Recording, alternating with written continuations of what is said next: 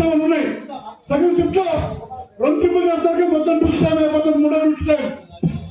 మొత్తం డ్యూటీ చేసిన ఉంటారు, 2 ట్రిప్పులు చేస్తారు 40 రూపాయలు ఇంటికి, 3వ ట్రిప్ చేస్తే 30 రూపాయలు పడిపోతుంది.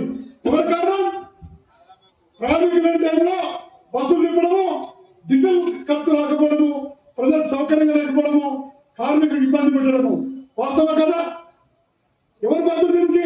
ఎండి గారిని అడిగిన ప్రశ్నించినాం. నేను ఎండి గారి దగ్గర పోయినాం. ఏంటో ఇక్కడ చేస్తుంది ధర్నా. అప్పుడు నేను గోపాల్ మనవారు, అరే మేము ప్రభుత్వాలతో ఉంటాం. ఫస్ట్ మా కార్మికులు మీ సిఐకి వెళ్ళి, పిఐకి వెళ్ళి, బుకింగ్ ఏజెన్సీకి వెళ్ళి, డిఎం, డివిఎం, ఆర్ఎం, ఎండి దాకా, ఈడీ దాకా వేధిస్తున్న కార్మికుల్ని పని భారాలు పెంచారు. వాస్తవం కదా? ఒకటే ప్రశ్నించిన, ఈ హైదరాబాద్ మహానగరంలో 14-16 గంటలు స్పెషల్ ఆఫ్ డ్యూటీ చేయడం సాధ్యమేనా అన్న. ఎక్కడ పిలిపించిండు, షెడ్యూల్ వేస్తుంది. ఏం ఉన్నాయండి? ఉన్నాయంటూ వేశారన్న. ఎందుకున్నాయి?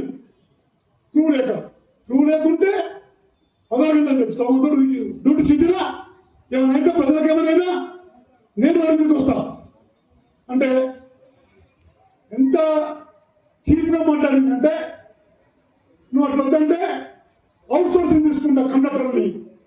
ఎవరు జాగిరిని అవుట్ సోర్సింగ్ తీసుకోవడానికి కాంగ్రెస్ ప్రభుత్వం అయినా కూడా, ఎవరి ప్రభుత్వం అయినా కూడా అవుట్ సోర్సింగ్ చేస్తానే. కొత్త అవసరం ఉంటే ఎట్లంటే అన్నమాట, ఎంత ధైర్యం అవుట్ సోర్సింగ్ తీసుకుంటాయి. ఒక ఇండియా నాయకుడితో అర్థం రిక్రూట్మెంట్ చేస్తాను చెప్పు, రెగ్యులర్ రిక్రూట్మెంట్ చేయాలి. ఏదో పేపర్లే అవుట్ సోర్సింగ్ తీసుకుంటా, డ్రైవర్ తీసుకుంటేనే వ్యతిరేకించినాం. డ్రైవర్ లేరు, ఏదో ఈ రిక్రూట్మెంట్ 3000 మందిని ఇచ్చి చేయకపోవడం వల్ల వర్గీకరణ వల్ల ఆగిపోయిందని చెప్పి తీసుకున్నారు. ఏదో ఒప్పుకున్నాం. కండక్టర్ గిట్లా మీరు అవుట్ సోర్సింగ్ తీసుకుంటే ఖబర్దార్